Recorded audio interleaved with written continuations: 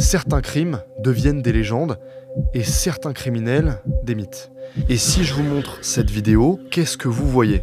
Une mamie qui est bien habillée, un peu stricte, du genre à râler sur les jeunes qui mettent de la musique trop forte dans le bus. Une grand-mère qui fait des confitures, tricote des pulls, qui regarde des chiffres et des lettres. Eh ben, pas tout à fait. Parce que derrière ce regard inoffensif se cache une histoire complètement folle. Une disparition inexpliquée, une scie électrique, un tronc humain retrouvé dans une valise et une suspecte qui, encore aujourd'hui, divise totalement. Simone Weber.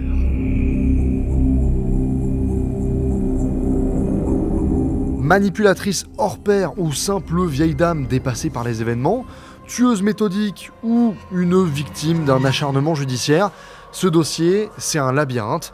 Il y a des faits qui semblent évidents et en même temps, il y a des zones d'ombre qui font douter. Ce qui est sûr, c'est que cette histoire a tout d'un thriller, à une seule différence près, tout est vrai. Vous êtes innocent ? Oui, monsieur, je suis innocent. Je ne suis pas le bon Dieu, ni la diabolique, ni l'un ni l'autre.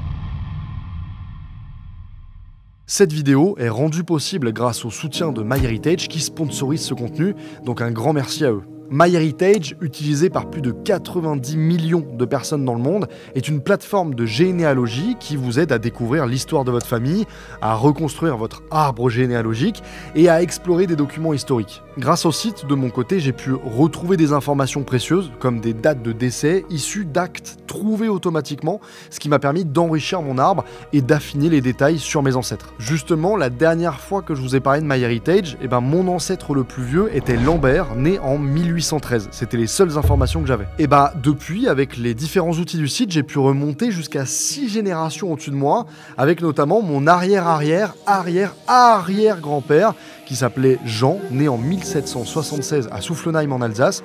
Il a eu 9 enfants, dont Ignace, Ursule et le fameux Lambert, qui était scieur de long. C'est un métier que j'ai découvert, tout simplement, un métier physique où en fait on sciait de longues pièces de bois pour en faire des poutres. En gros, c'était un métier qui était vraiment essentiel à l'époque. Ce qui est dingue, c'est que j'ai pu m'apercevoir que pendant 200 ans minimum, mes ancêtres du côté de mon père sont tous restés dans la ville de Soufflenheim en Alsace. Ensuite, c'est mon grand-père ainsi que mon père qui sont nés à Haguenau. Moi, je suis né à Colmar, donc toujours en Alsace. En revanche, ma fille, elle, est née à Angers. En plus, MyHeritage propose des outils pour redonner vie à vos photos de famille. Donc notamment, vous pouvez coloriser des images en noir et blanc, améliorer leur netteté, réparer les photos abîmées et même les animer grâce à l'intelligence artificielle. Si vous aussi, vous voulez découvrir vos origines, vous pouvez profiter de 14 jours d'essai gratuits au plan complet de MyHeritage. Donc vous pouvez cliquer sur le lien qui est en description ou encore le QR code qui s'affiche juste ici pour commencer votre exploration. Encore un grand merci à MyHeritage pour leur soutien et pour m'avoir permis de faire toutes ces découvertes fascinantes sur ma famille.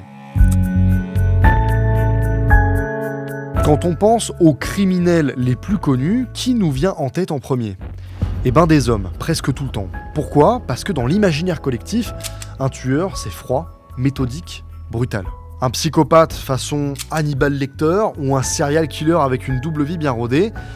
Mais une femme qui tue, c'est autre chose. C'est rare, c'est perturbant, parce que ça casse les codes, ça bouscule les certitudes. Dans l'esprit collectif, une femme, c'est doux. C'est maternelle, protectrice. On la voit comme une mère, une épouse, une sœur, une confidente même. Un repère, un refuge, mais pas comme une prédatrice. Et pourtant, elle peut être tout ça à la fois. Une caresse et une gifle. Un sourire et un piège.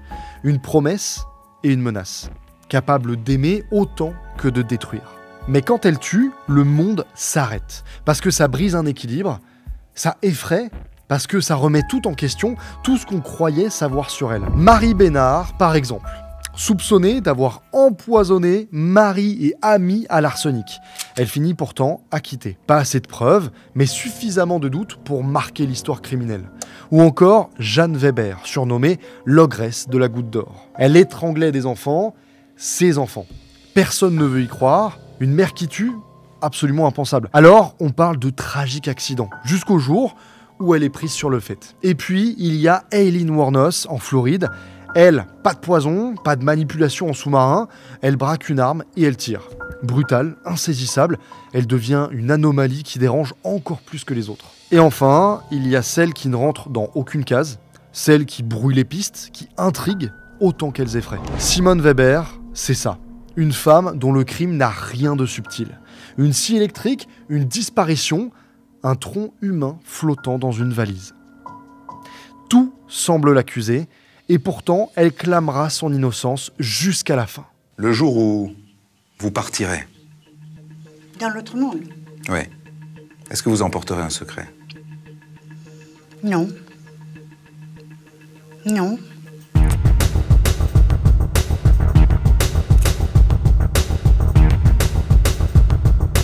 Si vous aviez croisé Simone Weber dans les années 60 ou 70, franchement, vous n'aurez rien remarqué d'exceptionnel chez elle.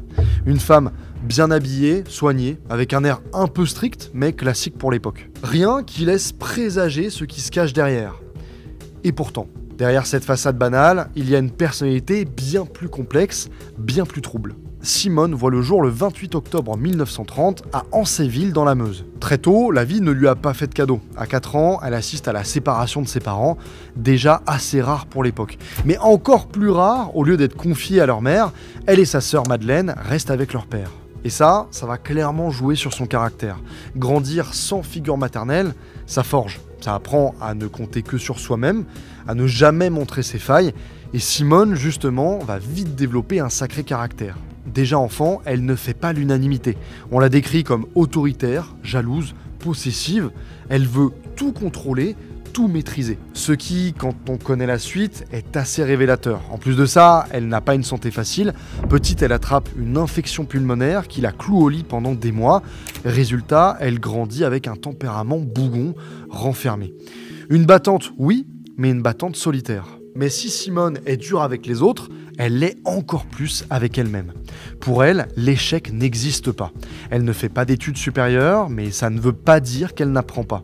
Elle observe, elle analyse, et surtout, elle comprend très vite comment manipuler une situation à son avantage. Années 50, Simone se marie avec Jacques Thuot. Un mariage qui, soyons honnêtes, ressemble plus à une case à cocher qu'à une belle histoire d'amour. Et ce qui est encore plus dingue dans tout ça, sa sœur Madeleine épouse le frère de Jacques. Double mariage, double destin. Simone devient maman de 5 enfants, 3 filles, 2 garçons, 2 jumeaux. Mais la maternité ne la change pas. Elle reste autoritaire, intransigeante. Et son mari, lui, il tombe dans l'alcoolisme. Simone déteste la faiblesse, et en plus de ça, un jour, elle le sent infidèle, alors elle le met dehors. La voilà, seule avec 5 enfants. Mais pas question de se lamenter, Simone, elle, sait se débrouiller. Elle enchaîne les petits boulots, mais très vite, les fins de mois deviennent compliquées. Et là, elle commence à contourner des règles. Des petits mensonges, des faux papiers, des magouilles discrètes. Et elle se rend compte que quand on a du culot et un bon bluff, on peut obtenir absolument ce qu'on veut. Mais ce n'est rien comparé à ce qui l'attend. 1968, sa fille Catherine meurt d'une overdose de Theralène dans l'infirmerie de son école. Un drame. Elle ne croit pas au suicide, alors elle cherche un coupable et accuse tout le monde. L'école, les médecins, la société. Et François est arrivé en larmes, les larmes dégoulinées, m'a attrapé. Maman, viens vite, Catherine est en train de mourir à l'infirmerie. Je l'espiais, mais non, et je dis, mon Dieu, vous n'avez pas le droit, c'est pas possible. Quelques années plus tard, c'est son fils Philippe qui met fin à ses jours. Il se tire une balle en plein cœur pendant son service militaire. 2 enfants perdus, c'est la rupture. Simone ne fait plus confiance à personne, elle devient encore plus méfiante, plus dure, plus manipulatrice. Mais elle ne s'effondre pas, jamais, au contraire elle se renforce. Elle se construit une carapace plus épaisse que jamais. Et c'est à ce moment-là qu'elle rencontre Marcel Fixard.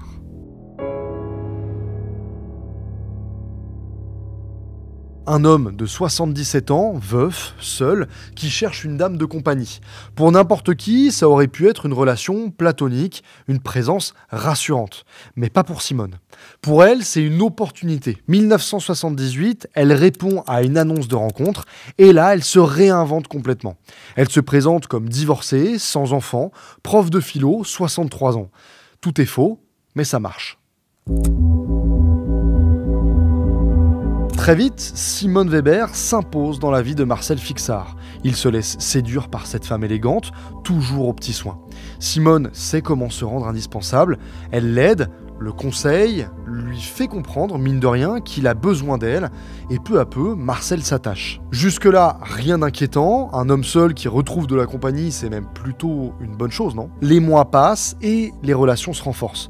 2 ans plus tard, en avril 1980, il passe à l'étape suivante, le mariage. Une cérémonie ultra discrète, presque confidentielle à Strasbourg. Marcel a 79 ans, Simone 65.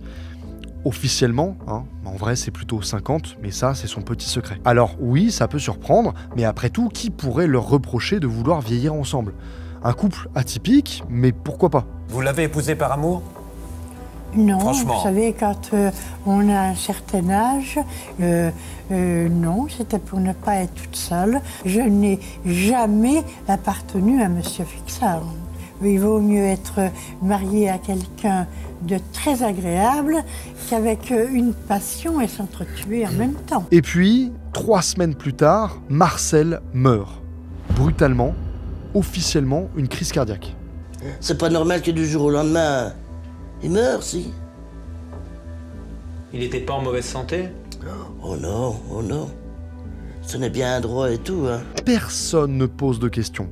Pas d'autopsie, pas d'enquête, tout semble parfaitement normal. Quand les secours arrivent, Simone ne dit pas qu'elle est sa femme. Non, elle se présente comme une aide-soignante, elle reste évasive, elle joue sur la discrétion. Puis, quelques jours plus tard, elle se pointe chez le notaire avec un testament signé de Marcel Fixard. Un testament où il lui lègue absolument tout, maison, argent, patrimoine. Pour elle, c'est le jackpot, une nouvelle vie commence. Mais ce qu'elle ne sait pas encore, c'est que cette fois, ça ne va pas se passer comme prévu. Parce que bientôt, Bernard Etier va entrer dans l'histoire. Et avec lui, tout va basculer.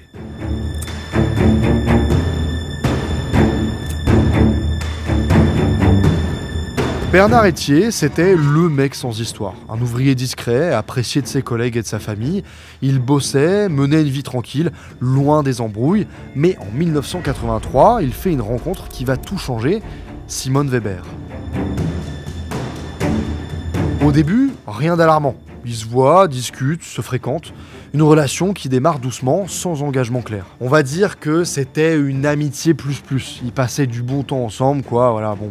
Vous voyez ce que je veux dire. Et il était dans quel état d'esprit ? Bon, il était bien, sauf que Madame Weber le harcelait déjà à l'époque. Sauf que pour Simone, c'était pas suffisant. Très vite, elle devient collante, jalouse, possessive. Elle s'immisce dans la vie de Bernard, veut tout contrôler, surveille ses faits et gestes. Je savais le harcèlement qu'elle avait sur lui, elle le surveillait nuit et jour, elle savait ses moindres allées et venues, elle notait sur un cahier à quelle heure il arrivait chez lui, à quelle heure il partait. Lui, de son côté, commence à sentir la pression monter et il n'a pas signé pour ça.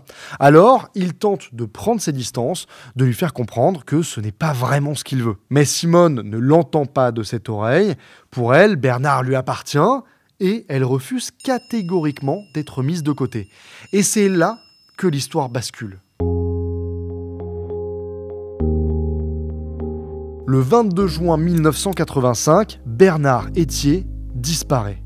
Plus de nouvelles, plus aucun signe de vie. Et personne ne s'en doute encore, mais ce qui va suivre dépasse tout ce qu'on pourrait imaginer. Je me suis grimée, je me suis déguisée pour suivre Simone Weber, que ce soit le soir, la nuit, la journée.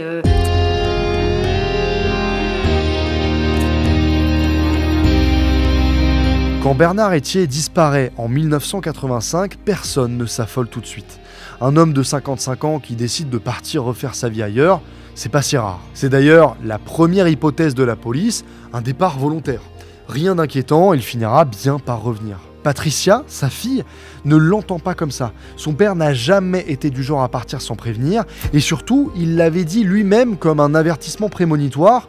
Si un jour il m'arrive quelque chose, cherchez du côté de Simone.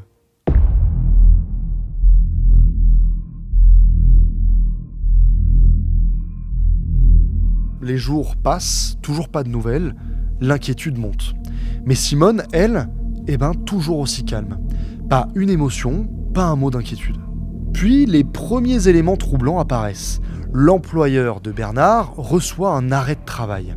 Jusque-là, pourquoi pas, sauf que il vient d'Épinay-sur-Seine, à plus de 350 km de Nancy. Et encore plus étrange, le numéro de sécu ne correspond même pas à celui de Bernard. Il appartient en réalité à Pascal Lamoureux, le gendre de Simone Weber. Quelle coïncidence! Les enquêteurs commencent à garder un œil sur elle, mais Simone n'est pas née de la dernière pluie, elle capte très vite qu'on la surveille et réussit à déjouer toutes les filatures. Alors, la police tente une autre approche, les écoutes téléphoniques. Et là, ils tombent sur quelque chose d'étrange, Simone et sa sœur Madeleine parlent en code. Elles discutent des numéros du loto, mais en réalité, elles utilisent ce système pour échanger les numéros des cabines téléphoniques où elles vont s'appeler en toute discrétion. Un nom revient sans cesse dans leur conversation, Bernadette. Sauf que Bernadette, ce n'est pas une femme. C'est la voiture de Bernard. Les enquêteurs creusent, ils cherchent où pourrait être la voiture de Bernard, et en suivant Madeleine, ils découvrent qu'elle a loué un garage à Cannes. Mais pas sous son vrai nom, non, sous une fausse identité. Quand la police ouvre le garage, bingo, ils trouvent la voiture de Bernard. De là, l'enquête prend une toute autre tournure. Il découvre aussi que juste avant la disparition de Bernard, Simone a loué une meuleuse. Mais pas une petite scie sauteuse, une meuleuse à béton. Et là où ça devient vraiment troublant, c'est que cette meuleuse a été déclarée volée juste après et Simone a payé la caution. Mais devinez quoi ? Elle a été retrouvée dans le coffre de sa Renault 9 blanche. Les voisins de Simone, les époux Hague, vont alors apporter un témoignage glaçant. Dans la nuit du 22 au 23 juin 1985, ils entendent un bruit sourd suivi d'un son continu assez étrange. Quelque chose qui ressemble à un aspirateur qui tourne sans bouger. Puis au petit matin, ils la voient descendre plusieurs fois les escaliers, des sacs poubelles à la main. Les enquêteurs le sentent, c'est maintenant ou jamais. Plus question d'attendre, le 8 novembre 1985, ils passent à l'action. Simone et Madeleine Weber sont arrêtées en même temps, histoire qu'aucune n'ait le temps de prévenir l'autre. Simone ne se démonte pas, elle change complètement de discours. Madeleine, elle, reste silencieuse. Et comme si ça ne suffisait pas, la police frappe encore plus fort. Perquisition partout. Leur appartement, la maison de Rosières-aux-Salines, chaque endroit où elles auraient pu planquer des indices. Fais une petite bise, hein, ma soeur. Enfin.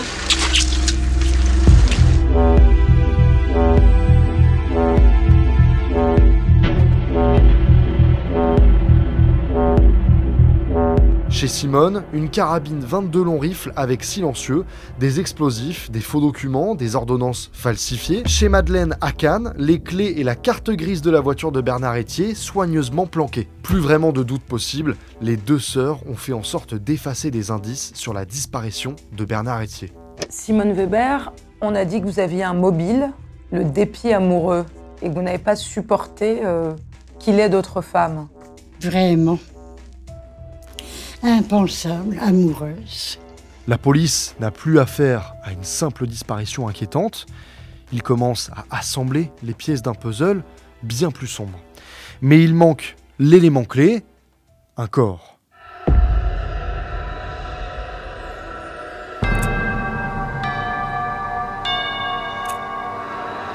« 15 septembre 1985. Un pêcheur flâne tranquillement sur les berges de la Marne, à plus de 300 km de Nancy. L'eau est calme, tout est normal, jusqu'à ce qu'il tombe sur un truc bizarre. Là, juste devant lui, une vieille valise flotte à moitié immergée. Abîmée, crasseuse, et surtout clairement pas à sa place. Intrigué, il s'approche, il tente de la tirer vers lui. Et là, gros frisson. Il sent que ce n'est pas normal. L'odeur, le poids, l'ambiance... Il le sait, il ne faut pas ouvrir cette valise tout seul. Il est sorti un jus un petit peu rosé de la valise en même temps. Donc ce jus rosé, ça m'a piqué petit peu, donc j'ai dit on touche pas. On la met là et puis on n'y touche pas, j'attends. Il prend son téléphone et appelle direct les gendarmes. Ils arrivent, ouvrent enfin la valise, et là, cauchemar absolu. À l'intérieur de la valise, un tronc humain. Pas de tête, pas de bras, pas de jambes. Problème, aucun moyen de savoir qui c'est, pas d'empreinte, pas de visage, l'enquête piétine. Mais quelques semaines plus tard, les enquêteurs de Poissy et de Nancy recoupent des infos. Et là, flash. Et si c'était Bernard Etier ?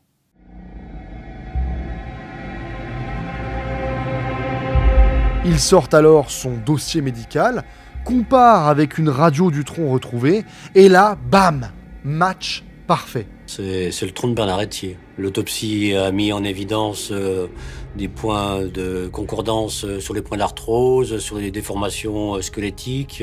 Et ça change tout. Et ce n'est que le début des découvertes, parce qu'en examinant les valises, les enquêteurs tombent sur une info clé. C'est la fille de Bernard qui va les éclairer. Pour elle, cette valise, elle ressemble comme 2 gouttes d'eau à celle de son père. Est-ce que c'est juste une coïncidence ? Eh bien, c'est pas terminé. Les enquêteurs s'intéressent aussi à ce qui servait à lester la valise, un parpaing. Et là encore, un coup de théâtre. Des analyses révèlent que les traces de peinture sur ce parpaing sont exactement les mêmes que celles utilisées pour repeindre l'avancée du toit de Marcel Fixard. Oui, Marcel Fixard, l'ancien mari de Simone Weber.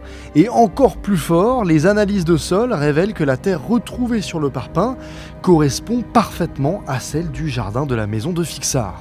Là, ça commence à faire beaucoup, beaucoup trop. Toutes les pistes convergent vers une seule personne, Simone Weber. Non, il n'y a pas de corps. On n'a jamais retrouvé le corps. Ça, c'est un mystère dans votre... Moi, je n'ai pas mis de mort dans une valise.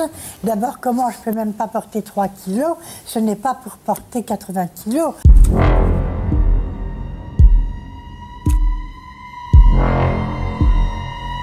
Jusqu'ici, personne ne s'était vraiment posé de questions sur la mort de Marcel Fixard. Un vieil homme tranquille, veuf, sans enfant, qui rencontre une femme, se marie et meurt 3 semaines plus tard d'une crise cardiaque. À 80 ans, rien de choquant, c'est triste, mais ça arrive. Sauf que, quand les enquêteurs commencent à plonger dans l'affaire Bernard Etier, tout bascule. Petit à petit, les connexions se font et très vite, la mort de Marcel Fixard ne ressemble plus du tout à une simple fatalité. Dès le début, Simone Weber ne cherche pas juste une relation, elle veut le contrôle et ne tarde pas à le prouver. Le 25 janvier 1980, la maison de Marcel Fixard à Rosières-aux-Salines est vendue. Le problème, Marcel n'est même pas au courant. Sur les papiers officiels, sa signature est bien là, sauf que Marcel, lui, vit toujours dedans. Et il n'a jamais signé quoi que ce soit. Et ce n'est que le début. Le 22 avril 1980 à Strasbourg, vous vous souvenez, Simone Weber et Marcel Fixard s'unissent civilement, officiellement. Sauf que l'enquête montrera que Marcel n'était même pas présent. Quelqu'un d'autre a signé à sa place, un inconnu dont l'identité reste floue. Un faux mariage orchestré par Simone, rendu possible grâce à des documents falsifiés. Mais oui, Simone, vous êtes mariée avec un comédien, c'était même pas votre mari. Vous dites ça comme si c'était la vérité. Ce n'est pas la vérité. Mais pas du tout. Mais ça avait l'air, il était bizarre ce mariage quand même. Mais il n'y a absolument rien eu du tout de bizarre. Puis, 22 jours après le mariage, Marcel meurt d'une crise cardiaque. Mais un détail cloche, un petit truc qui va tout remettre en cause. Quelques jours avant la mort de Marcel, Simone s'est procuré de la digitaline, grâce à une ordonnance falsifiée elle aussi. Et c'est quoi de la digitaline ? Eh bien, c'est un médicament pour traiter les problèmes cardiaques.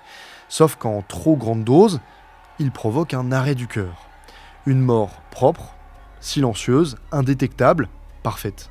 C'est que 6 ans plus tard, en 1986, que le juge Gilles Bertil décide de faire exhumer le corps de Marcel Fixard pour chercher d'éventuelles traces de poison.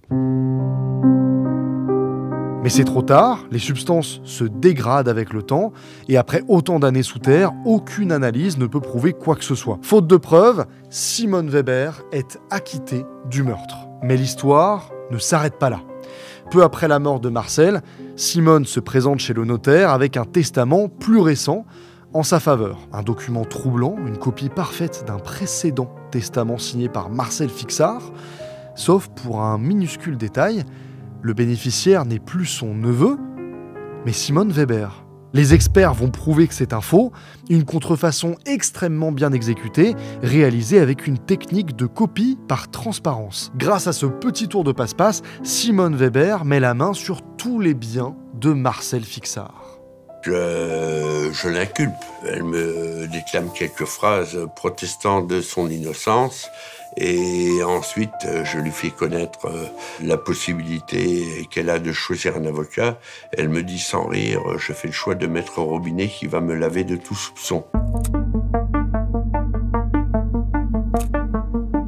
Le 7 janvier 1991. Ça fait plus de 5 ans que Simone Weber est en détention provisoire, 5 ans qu'elle attend son procès.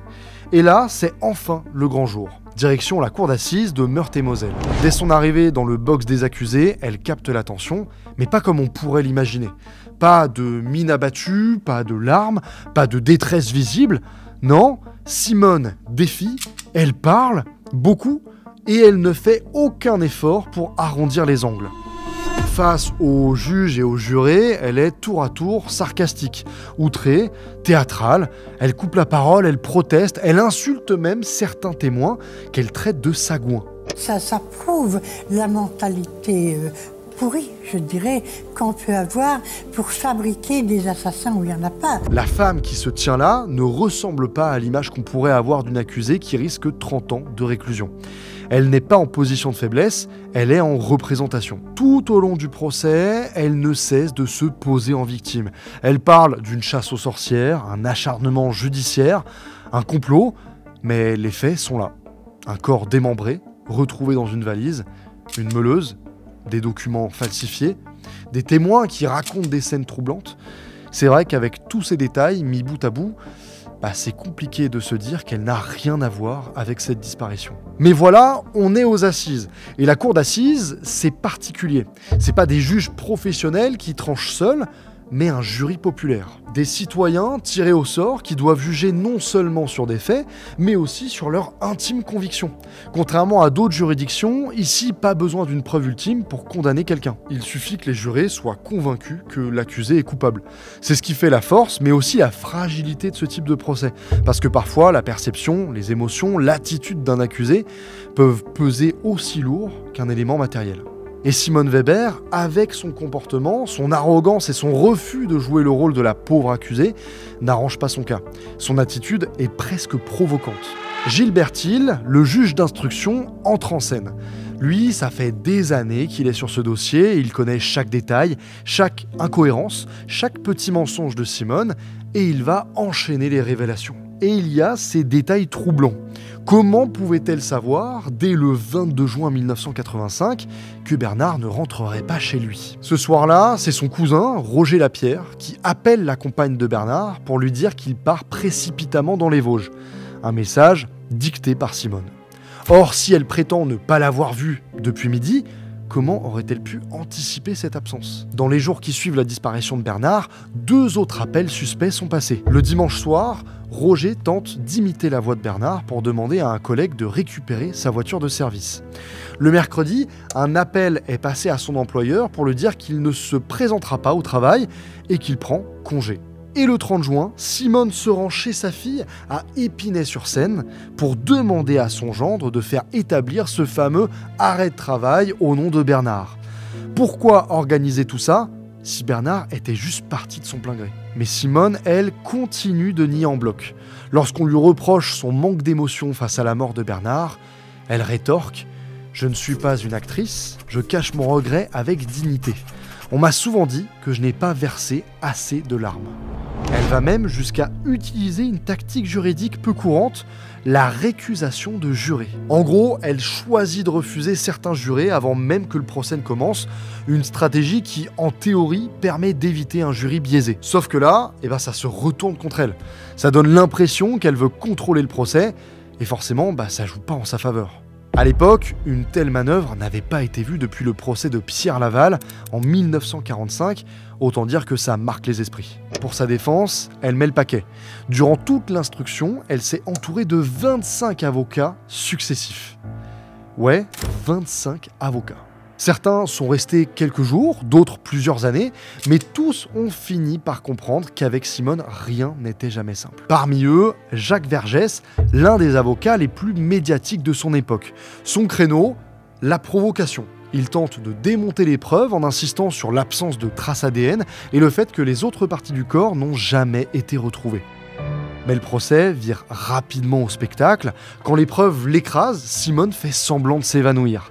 Quand on l'accuse, elle explose et balance des insultes. Et quand elle voit que ça tourne mal, elle crie au complot judiciaire. Le 16 février 1991, alors que le jury se retire pour délibérer, Simone fait un malaise. Cette fois, elle est évacuée à l'hôpital et n'est donc pas présente dans le box des accusés quand le verdict tombe. Après plus d'1 mois de procès, elle est reconnue coupable du meurtre de Bernard Etier, mais la préméditation n'est pas retenue. Elle écope de 20 ans de réclusion criminelle.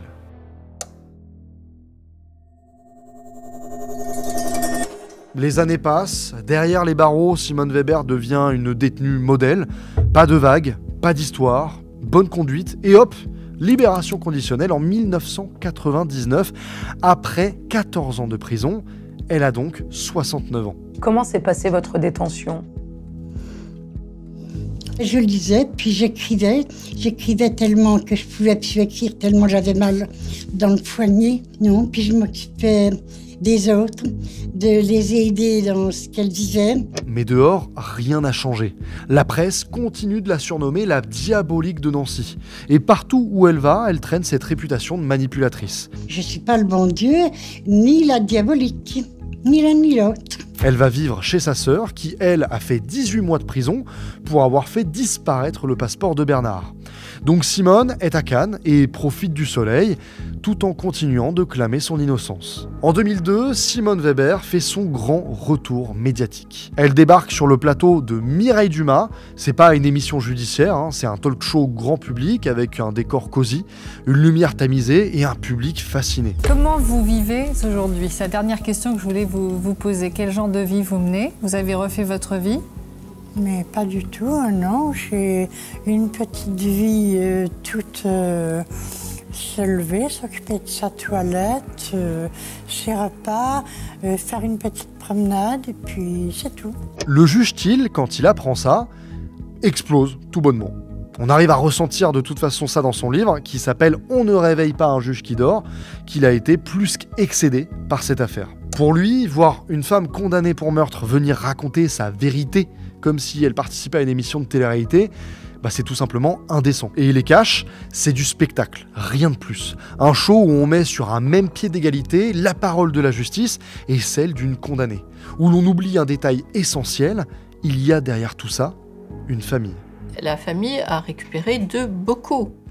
C'est des mots et une image qui ne correspondent pas du tout à nos traditions de deuil dans notre société, et que c'est avec ça qu'on doit faire un simulacre d'enterrement et de cérémonie. C'est terrible. Même à plus de 80 ans, elle n'a rien perdu de son mordant. Et jusqu'à son dernier souffle, elle répétera la même chose, Bernard est vivant. 20 ans après, il est où cet homme ?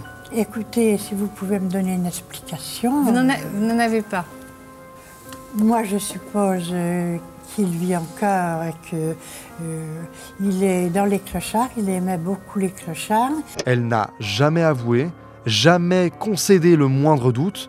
Pour elle, il n'y a pas eu de meurtre. Juste un homme qui s'est volatilisé et une justice trop pressée de la désigner comme la coupable idéale. Ce que vous aimeriez, c'est la révision de votre procès. Oui. Pour cela, il faut un élément nouveau. Et vous pensez que vous l'aurez un jour ? Je vous dis pas.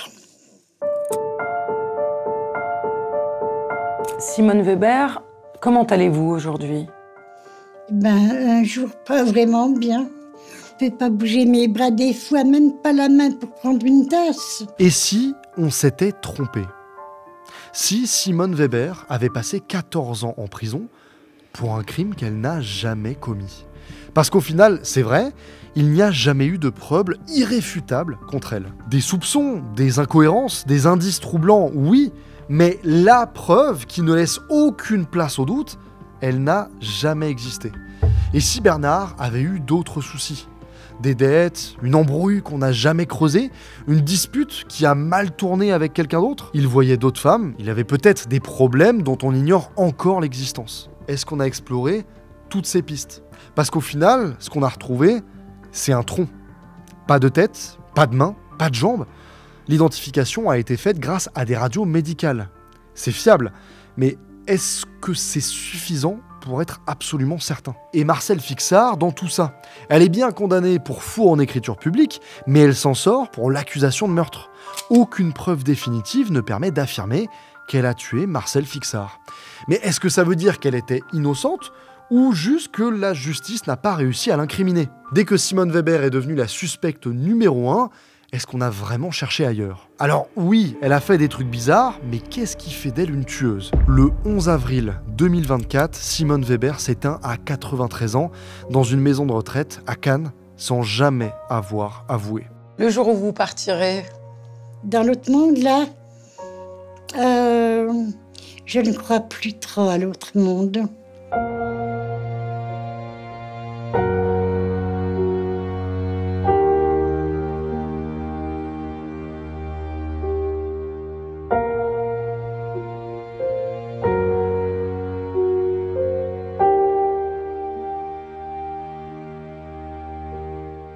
Même après 14 ans de prison, même après des années de liberté, même en sachant qu'elle n'avait plus rien à perdre, elle a tenu bon comme une obsession. Et ça, pour le coup, ça me perturbe et je ne pense pas que je sois le seul. C'est ça l'affaire Simone Weber, une manipulatrice qui a peut-être joué son rôle jusqu'au bout, ou une femme broyée par un engrenage judiciaire devenu incontrôlable. Est-ce que pour vous, Simone Weber est vraiment coupable? Ah oui. Je n'ai aucun doute là-dessus. Mais pourquoi vous ne l'avez pas dit dans l'émission? Elle-même dit qu'elle n'est pas coupable, qu'elle n'a pas coupé son mari en tranches. Si les gens veulent croire qu'elle n'est pas coupable, ils en sont libres. Mais franchement, l'émission dit qu'elle est coupable. Chacun se fera son avis et j'ai hâte de savoir ce que vous en pensez en commentaire. Mais une chose est sûre, cette histoire continue de hanter tous ceux qui s'y plongent. Merci d'avoir suivi cette histoire avec moi. Si vous avez un avis sur cette affaire, encore une fois, n'hésitez pas à le partager dans les commentaires. À bientôt pour une nouvelle histoire. Vous pouvez aller voir d'autres enquêtes criminelles sur ma chaîne, d'autres histoires complètement différentes. Merci de votre soutien sur toutes les dernières vidéos, sur le projet des 7 merveilles du monde aussi. Je vous remercie énormément de vous abonner. Et je remercie évidemment MyHeritage d'avoir sponsorisé la vidéo. C'était Neoxy. Au revoir.